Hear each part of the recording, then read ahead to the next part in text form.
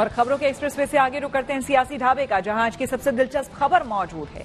हरियाणा के चुनावों में कांग्रेस को उम्मीद थी कि इस बार हाथ को जनता का साथ मिलेगा, लेकिन जनता ने कमल पर भरोसा जताया और बीजेपी को जीत की हैट्रिक दिला दी। बीजेपी के कार्यकर्ता हरियाणा के चुनाव नतीजों पर जश्न मना रहे हैं, वहीं दूसरी तरफ कांग्रेस नेता कह रहे हैं कि उन्हें ऐसे नतीजों की उम्मीद नहीं थी, जबकि हरियाणा में हार के बाद इंडिया गठबंधन के सहयोगी कांग्रेस पर सवाल उठा रहे हैं। जहां उद्धव ठाकरे की पार्टी खुद के भीतर झांकने की सलाह दे रही है, तो वहीं केजरीवाल ने भी इशारों में कह दिया कि कांग्रेस ओवर कॉन्फिडेंस में चुनाव हार गई। हरियाणा की जीत पर प्रधानमंत्री मोदी ने क्या कहा, पहले वो सुनिए।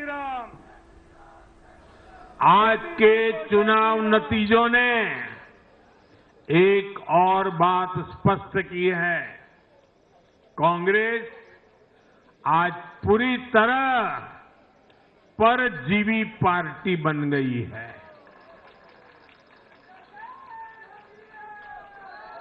यहां हरियाणा में कांग्रेस परजीवी बनकर किसी के साथ नहीं थी, अकेली थी, तो उसे करारी हार मिली।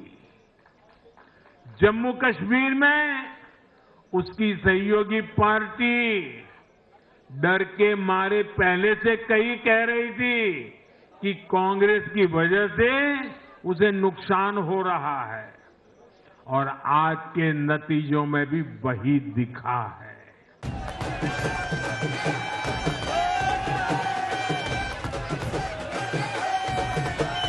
हरियाणा के चुनाव के नतीजे अप्रत्याशित हैं और इसको हम स्वीकार नहीं कर सकते। लोकतंत्र की हार हुई है और तंत्र की जीत हुई है।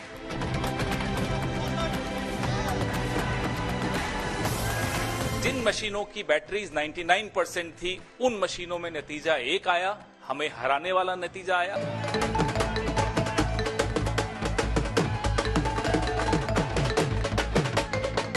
ये तो हमारा पार्लियामेंट्री बोर्ड तय करेगा कौन मुख्यमंत्री बनेगा, कौन नहीं बनेगा।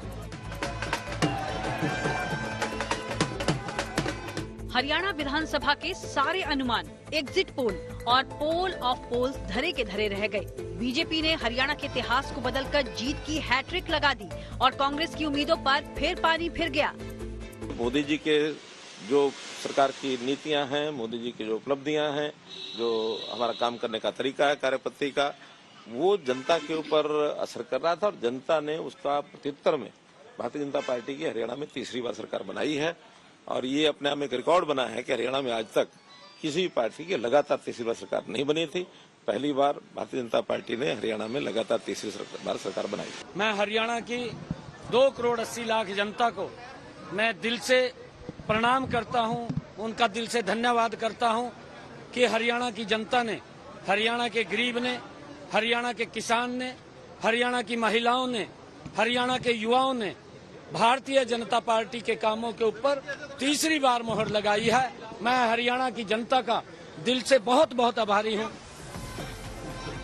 बीजेपी लगातार तीसरी बार वोटर्स का भरोसा जीतने में सफल रही। हरियाणा में पहली बार कोई पार्टी लगातार तीसरी बार सरकार बनाने जा रही है, पर बीजेपी की ये जीत कांग्रेस पचा नहीं पा रही। पूर्व मुख्यमंत्री को इस जीत में कुछ खेल नजर आ रहा है। खबर है कई जगह काउंटिंग रुकी हुई है, जैसे रोहतक शहर की रुकी हुई है, और कई जगह है जो कंफ्यूजन के लिए डाटा अपडेट नहीं किया। मान लो जहां कहीं 10 राउंड की हुई है, 11 राउंड तक, 12 राउंड तक हुई है, 7 राउंड तक का डाटा किया है। कई जगह जो जैसे थानेसर है, वहाँ जीत, हमारा कैंडिडेट जीत भी गया है, सर्टिफिकेट भी ले आया, वो भी अभी उसमें नहीं डाल रहे हैं। इस प्रकार से कंफ्यूजन है, ये खेल है, बॉल कभी इधर कभी उधर। हमको सोचना होगा कि क्या हुआ, कहाँ पर कैसे रिजल्ट आए और उसका कारण क्या था और आगे के लिए उसकी रिपरकशन क्या है। ये तो सब पार्टी के अंदर बैठकर सब चीज़ों को बहुत गंभीरता से हमें लेना होगा कि तीसरी बार जब हम स्वीप करना चाहते थे और स्वीप होना चाहिए था और लोगों की इच्छा थी, तो ये क्या कारण हुआ? क्या हमारे से कुछ कमी रही या भाजपा ने कुछ ऐसा खेल खेला? तो ये दोनों चीजों को हमें देखना। कांग्रेस ने पहलवानों के मुद्दे पर भी दांव खेला था। जंतर मंतर पर हुए धरना प्रदर्शन को अपने हक में भुनाने के लिए विनेश फोगाट को उम्मीदवार भी बनाया था। विनेश तो जीत गई, पर हरियाणा के दंगल में कांग्रेस का दांव चल नहीं पाया। ये हर उस लड़की की, हर उस महिला की लड़ाई है जो संघर्ष के रास्ते को हमेशा चुनती है। आज संघर्ष की जीत हुई है, सच्चाई की जीत हुई है, और मैं चाहती हूँ कि हमारे लोगों ने जो प्यार प्रेम दिया है, जो इस देश ने मेरे को प्यार प्रेम दिया है, उसको मैं हमेशा बना के रखूँ, उनके विश्वास को हमेशा बना के रखूँ। हरियाणा में 10 साल सरकार चलाने के बाद भी फिर से सत्ता पर काबिज होना बड़ी बात है। जनता ने तीसरी बार भी भरोसा दिखाया, ये बीजेपी की सबसे बड़ी कामयाबी है। कांग्रेस की हार के पीछे अंदरूनी कलह भी वजह हो सकती है, पर ये सब अब सिर्फ मंथन की बातें रह गई हैं।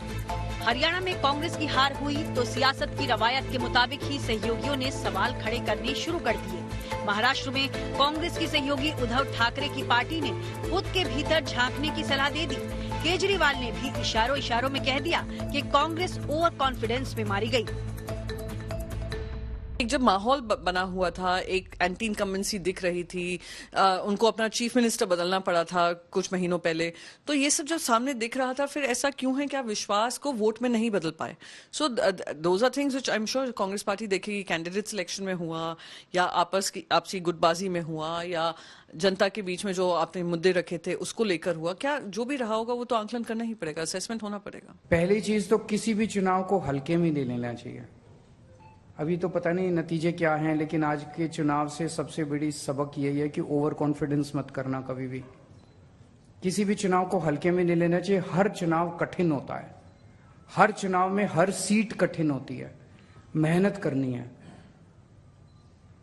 और लड़ाई मत करना, अपने एमएलएस के साथ लड़ाई मत करना। कांग्रेस के लिए राहत की खबर जम्मू कश्मीर से आई। नेशनल कॉन्फ्रेंस और कांग्रेस के गठबंधन ने वहां कमाल कर दिया। मुझे जम्मू कश्मीर के लोगों की खिदमत करने का दोबारा एक मौका जो है हासिल हुआ है। जम्मू कश्मीर नेशनल कॉन्फ्रेंस को